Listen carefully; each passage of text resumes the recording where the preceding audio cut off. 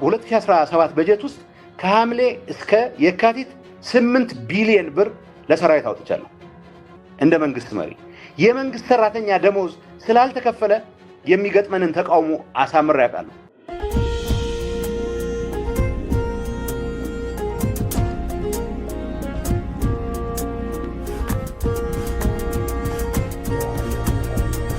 የትግራይ ፖለቲካ ውጥረትና መሳሳብ ተጋግሎ እንደቀጠለ ነው። አዲስ አበባ የሚገኙት የክልሉ ጊዜያዊ አስተዳደር ፕሬዝዳንት አቶ ጌታቸው ረዳ ከዚሁ ጋር በተያያዘ ተከታታይነት ያላቸው መግለጫዎችን እየሰጡም ይገኛሉ።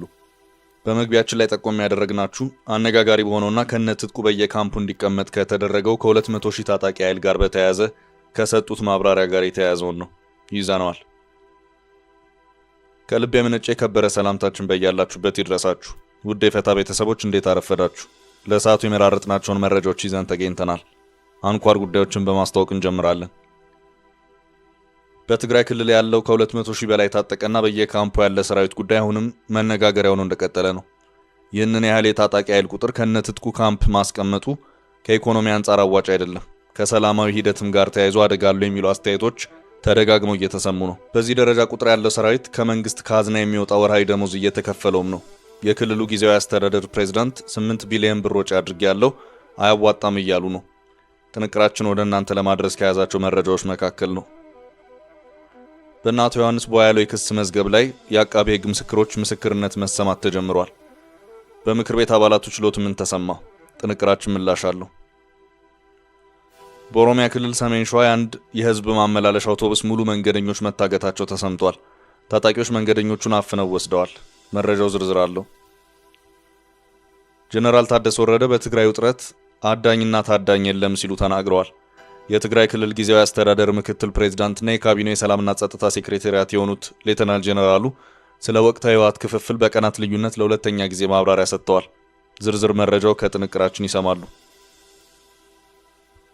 የሱዳን ጦር ካርቱምን ለመጨበጥ የመጨረሻውን ተጋድሎ እያደረገ ነው። የሱዳን ጦር ወደ ማዕከላዊ ካርቱም በመግባት የፈጥኖ ደራሽ ጦር ላይ ከበባውን አድርጓል። ማዕከላዊ ካርቱም ዘምቶ በፕሬዝዳንቱ ቤተ መንግስትና በአቅራቢያው በሚገኙ የመንግስት ህንጻዎች ውስጥ በተቀመጡት የፓራሚሊተሪ ፈጣን ደጋፊ ኃይል ላይ ከበባ አድርጓል። በካርቱም እየተደረገ ያለውን ፍልሚያ የሚመለከት አጭር መረጃ እናደርሳለን። አልሻባብ ግራ አጋቢና አነጋጋሪ ድንገተኛ ድርጊት ኬንያ ውስጥ ፈጽመዋል። ከ100 በላይ እስከ አፍንጫው የታጠቀ ኃይል በኬንያ ድንበር ሰብሮ በመግባት አንድም ጥይት ሳይተኩስ ስለፈጸመው ድርጊት መረጃውን ከኛ ይሰማሉ። የእስራኤል ሐማስ የተኩስ አቁም መጣሱንና የጋዛው ድብደባ መጀመሩን የተመለከተ መረጃንም ይዘናል። አብራችሁን ቆዩ። የምንለቃቸው ዕለታዊ ትኩስ ዜናዎች እንዲደርሷችሁ ላይክ፣ ሼር፣ ሰብስክራይብ ማድረግ እንዳትረሱ።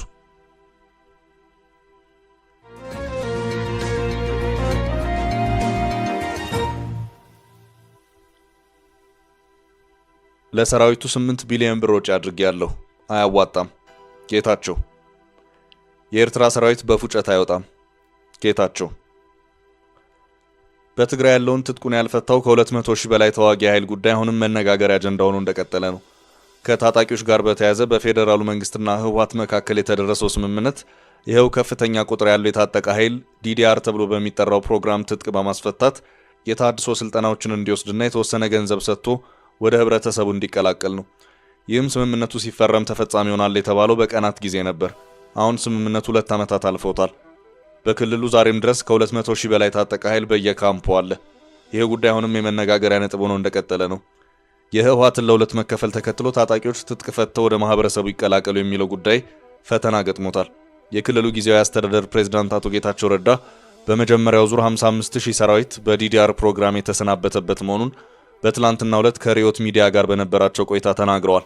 አቶ ጌታቸው በዚሁ የቃለ ምልልስ ማብራሪያቸውም የዲዲአር ፕሮግራም ባለመፈጸሙ መንግስታቸው ለ210,000 ሰራዊት የሚከፈል 8 ቢሊዮን ብር ወጪ ያደረገ መሆኑን አስታውቋል። ፕሬዝዳንቱ በዚሁ ማብራሪያቸውም ከ2017 ዓ.ም በጀት ውስጥ ከሐምሌ እስከ የካቲት ባሉ 7 ወራት ጊዜያት 8 ቢሊዮን ብር ለሰራዊት አውጥቻለሁ። የመንግስት ሰራተኛ ደሞዝ ስላልተከፈለ የሚገጥመን ተቃውሞ አሳምሬ ያውቃለሁ። አንድም የልማት ስራን ሰርተን አናውቅም ሲሉም ነው የተናገሩት። 2017 በጀት ውስጥ ከሐምሌ እስከ የካቲት 8 ቢሊዮን ብር ለሰራዊት አውጥቻለሁ። እንደ መንግስት መሪ የመንግስት ሰራተኛ ደሞዝ ስላልተከፈለ የሚገጥመንን ተቃውሞ አሳምሬ ያውቃለሁ።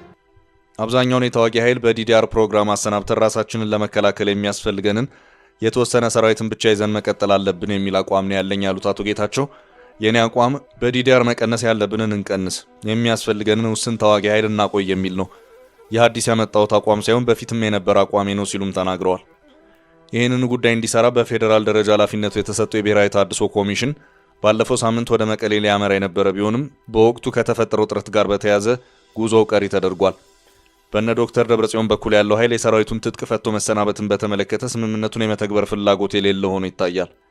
የሚያወጣቸው መግለጫዎችና የኃላፊዎቹ ቃለ ምልልሶችም የሚያመለክቱት ይህንኑ ነው።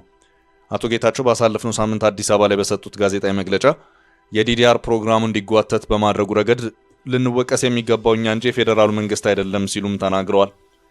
አቶ ጌታቸው በትላንት ምሽቱ አዲሱ ቃለ ምልልሳቸው በሰጡት ማብራሪያም ታጣቂዎቹ ሙሉ በሙሉ ትጥቅ ይፍቱ የሚል ፍላጎትና አቋም እንደሌላቸው አስታውቀዋል። እያንዳንዱ የትግራይ ሰራዊት ትጥቁን ፈቶ ወደ የሰፈሩ በመግባት መና ከሰማይ እንዲወርድለት ይጠብቅ የሚል የዋህ የለም ሲሉም ተናግረዋል።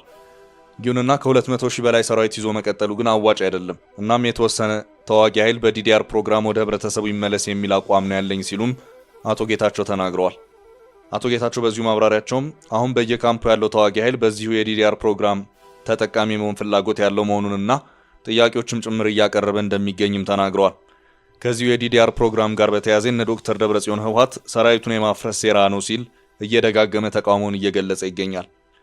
አቶ ጌታቸው በበኩላቸው ዲዲአር ለምን አቆማችሁ ብለው ብዙ የሚቃወመን የተዋጊዎች አባላት አሉ። ቢያንስ በሁለት ዙር 175 ሺህ ታጣቂ እናሰናብታለን ብለን ነበር። ይህ ከሆነ የሚቀረን 100 ሺህ ታጣቂ ይሆናል ማለት ነው። እኛ እያወራን ያለነው የትግራይ መከላከያ ሰራዊትን ወይም ቲዲኤፍን ስለማፍረስ አይደለም ሲሉም ተናግረዋል። አቶ ጌታቸው ከሰሞኑ በአዲስ አበባው ጋዜጣዊ መግለጫቸው አንድ መከላከያ ሰራዊት እንዲኖር ነው የተስማማ ነው ሲሉም ተናግረዋል። ከዚሁ ጋር በተያያዘም ጥያቄ ተነስቶላቸዋል። በስምምነቱ የተቀመጡት ነጥቦች ወደ መሬት ሳይወርዱ እንዴት የሚል ነበር። የመከላከያን ህልውና በትግራይ መኖርን በተመለከተ አቶ ጌታቸው በሁለት አቅጣጫዎች ማብራሪያቸውን ሰጥተውበታል። አንደኛው የስምምነቱ አካል ነው በሚል ሲሆን፣ በሌላ አቅጣጫ ደግሞ ከኤርትራ ጦር ጋር በማያያዝ ነው።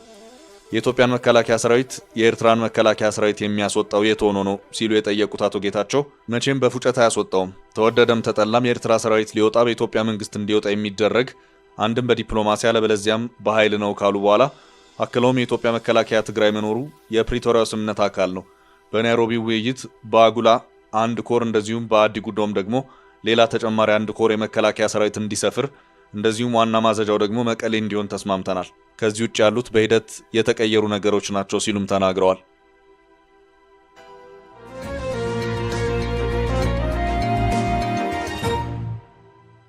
በቀጣይ መረጃችን ስለ እነ ዮሐንስ ቦያለው የተሰማው በእናቱ ዮሐንስ ቦያለው የክስ መዝገብ ላይ አቃቤ ሕግ ምስክሮች ምስክርነት መሰማት ጀምሯል። በዚህ መዝገብ ስር በሽብር ወንጀል ክስ ከቀረበባቸው 51 ተከሳሾች መካከል 16ቱ ተከሳሾች በተገኙበት ምስክሮች ትላንት ሰኞ በፌዴራል ከፍተኛ ፍርድ ቤት የህገ መንግስትና የሽብር ወንጀል ጉዳዮች ችሎት ላይ ምስክርነት ሰጥተዋል። በፌዴራል አቃቤ ሕግ በሽብር ወንጀል ክስ የቀረበባቸው 51 ተከሳሾች የፖለቲካና የርዕዮተ ዓላማን ለማራመድ በማሰብ የሽብር ድርጊት ፈጽመዋል በሚል ነው ክስ የቀረበባቸው። 51 ሰዎች በአማራ ክልል በመንቀሳቀስ መንግስትን ለመጣል የፖለቲካ ዓላማ ይዘው እንቅስቃሴ አድርገዋል። በዚህ ሂደት በንጹሃን ሰዎች ላይ በንብረት ላይ ጉዳት አድርሰዋል የሚል ሰፊ የክስ ጭብጥ ቀርቦባቸዋል። ትላንት ሰኞ መጋቢት 8 በዋለው ችሎት ፍርድ ቤቱ የአቃቤ ሕግን 21 ምስክሮች ለማድመጥ ካለፈው አርብ መጋቢት 5 እስከ 12 ቀን 2017 ዓ.ም ቀጠሮ ሰጥቶ የነበረ ሲሆን አርብ ዕለት ሁሉም ተከሳሾች ችሎቱ ባለመቅረባቸው ምክንያት ሂደቱ ከሰኞ ጀምሮ እንዲቀጥል መወሰኑንና በትላንትናው ዕለት መጀመሩን ከተከሳሽ ጠበቆች አንደኛው ጠበቃ ሰለሞን ገዛኸኝን ጠቅሶ ዶቼ ቬለ ዘግቧል። አርብ ዕለት ቀርበን የአንድ ተከሳሽ አለመኖር ምስክር ሳይሰማ ቀርቶ ለሰኞ ተቀጥሮ ነበር። በችሎቱ እናቶ ዮሐንስ ቦያለው 16 ተከሳሾች ቀርበዋል ሲሉ ጠበቃው አመልክተዋል። በዚህ መዝገብ በሽብር ወንጀል ክስ ከቀረበባቸው 51 ተከሳሾች መካከል 16ቱ ተከሳሾች በተገኙበት ምስክሮች በዕለቱ በፌዴራል ከፍተኛ ፍርድ ቤት የህገ መንግስትና የሽብር ወንጀል ጉዳዮች ችሎት ላይ ምስክርነት ሰጥተዋል ሲሉ አክለዋል። ከታመኑት ጋር አቃቤ ሕግም አሉኝ ካላቸው 21 ምስክሮች ውስጥ 4 ምስክሮች አሉኝ ያለ ሲሆን ከአራቱ ውስጥ አንድ ምስክር እስከ ግማሽ ቀን ተሰምቶ ቀሪ 3 ምስክሮች ከሰዓት ከ8 ሰዓት በኋላ መሰማቱ ተመላክቷል። የመጀመሪያው ምስክር የፌዴራል ፖሊስ አባል የሆነና ከባህር ዳር የመጣ ነው። በእነሱ ላይ በደረሰው ጉዳትና ከዚያ ጋር በተያያዘ ነው ምስክርነት የሰጠው ሲሉ ጠበቃው ገልጸዋል። የእምነት ክህደት ቃላቸውን በከዚህ በፊቱ የችሎት ሂደት የሰጡት 16ቱም ተከሳሾች በአቃቤ ሕግ የተመሰረተባቸውን ክስ የሐሰት ነው፣ ወንጀሉንም አልፈጸምንም ብለው ተከራክረዋል። ተከሳሾቹ በእስር ላይ ከዋሉ ከ18 ወራት በላይ እንዳለፋቸው ዘገባው ጠቁሟል።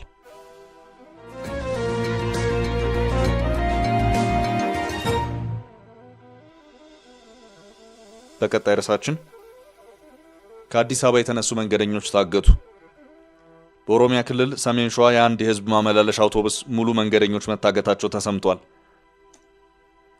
ታጣቂዎች ከአዲስ አበባ ወደ አማራ ክልል በመጓዝ ላይ የነበሩ መንገደኞችን አፍነው ወስደዋል። በኦሮሚያ ክልል ሰሜን ሸዋ ዞን ወረጃ አርሶ ወረዳ እገታው እንደተፈጸመ ነው የታወቀው። በወረዳው ልዩ ስሙ አሊዶሮ መውጫ በተባለ ስፍራ ታጣቂዎች ትላንት እኩለ ቀን ላይ የአንድ የህዝብ ማመላለሻ አውቶቡስ ተሳፋሪዎችን በሙሉ አፍነው መውሰዳቸውን የተሰማው።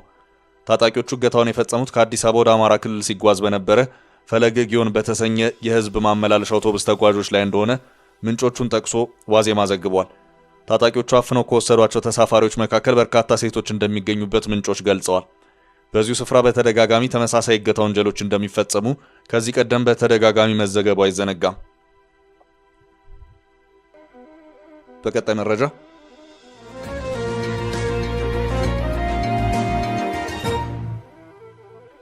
አባራሪ ተባራሪ የለም ጀነራል ታደሰ ወረደ በትግራይ ውጥረት አዳኝና ታዳኝ የለም ሲሉ ተናግረዋል። የትግራይ ክልል ጊዜያዊ አስተዳደር ምክትል ፕሬዝዳንትና የካቢኔ ሰላምና ጸጥታ ሴክሬታሪያት የሆኑት ሌተናል ጀነራሉ አባራሪና ተባራሪ የለም ሲሉ ከዚህ ቀደም ወደ ግጭት የሚያመራ ውጥረት የለም ሲሉ የሰጡት መግለጫ ላይ አጽንኦት ሰጥተዋል። ባለፈው አርብ በመቀለ ጋዜጣዊ መግለጫ የሰጡት የትግራይ ኃይሎች አዛዥ ሌተናል ጀነራል ታደሰ ወረደ የጊዜያዊ አስተዳደሩ ፕሬዝዳንት በፌዴራል መንግስት እንደሚሾም አስታውሰው ከፌዴራል መንግስቱ ጋር ወደ ግጭት የሚያስገባ ነገር የለም የሚል ማስተማመኛ መስጠታቸው ይታወሳል። ጊዜያዊ አስተዳደሩን በምክትል ፕሬዝዳንትነት የሚመሩት ሌተናል ጀነራል ታደሰ የፌዴራል መንግስት ይህን ችግር ለመፍታት በኃይል የሚገባበት የኃይል መፍትሄ የሚከተልበት አይነት ነገርም አይኖርም፣ ይህን ምክንያት ያደረገ ከውጭ የሚመጣ ግጭት አይኖርም፣ ከውስጣችንም አይኖርም ሲሉ ተደምጠዋል። ችግሩ መፈታት አለበት ያሉት ሌተናል ጀነራል ታደሰ መፍትሄው ፖለቲካዊ እንደሆነ ጠቁመዋል። ሌተናል ጀነራል ታደሰ ወረደ አዳኝና ታዳኝ፣ አሸናፊና ተሸናፊ፣ አባራሪና ተባራሪ የለም ሲሉ በትላንትናው ዕለት በአንድ መድረክ ባደረጉት ንግግር ላይ አመልክተዋል። የትግራይ ክልል ጊዜያዊ አስተዳደር ምክትል ፕሬዝዳንትና የካቢኔ ሰላምና ጸጥታ ሴክሬታሪያት የሆኑት ሌተናል ጀነራሉ ይህንን ንግግር ያደረጉት በትግራይ ጦርነት ህይወታቸው ላለፈ ቤተሰቦች ድጋፍ ባደረጉበት ወቅት ነው። ከመላው ትግራይ ክልል የተውጣጡት እነዚህ የሟች ቤተሰቦች በተገኙበት ባደረጉት ንግግር እንደ ትግራይ ተፈጥሮ ሀብታችንንና ውስጣዊ አቅማችንን መጠቀም ይኖርብናል፣ የሰማዕታት ቤተሰቦችን በመርዳት ልጆቻቸው የተማሩና በራሳቸው የሚተማመኑ እንዲሆኑ ልንረባረብ ይገባናል ያሉ ሲሆን ከጦርነቱ በኋላ የትግራይ ህዝብ ድህነት ውስጥ መግባቱንም አስታውቀዋል።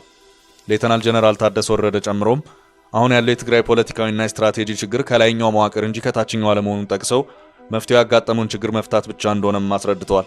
ሲቀጥሉም በዚህ ውስጥ አሸናፊና ተሸናፊ፣ አዳኝና ታዳኝ፣ አባራሪና ተባራሪ የለም ያሉት ጀነራል ታደሰ ትግራይ እንዳትሸነፍ እየተጠነቀቁ መሆናቸውን ገልጸዋል። የጸጥታ አካላት የህዝቡን ደህንነት ለመጠበቅ ከምንጊዜውም በላይ በትኩረት ሊሰሩ እንደሚገባም አሳስበዋል። በእርዳታ ስነ ስርዓቱ ላይ 327 በጦርነቱ ህይወታቸው ያለፉ ሰዎች ቤተሰቦች ተገኝተው ድጋፍ የተደረገላቸው ሲሆን በዚህም ከ13 ሚሊዮን ብር በላይ ወጪ መደረጉን ከዚያው የተሰራጩ መረጃዎች ገልጸዋል።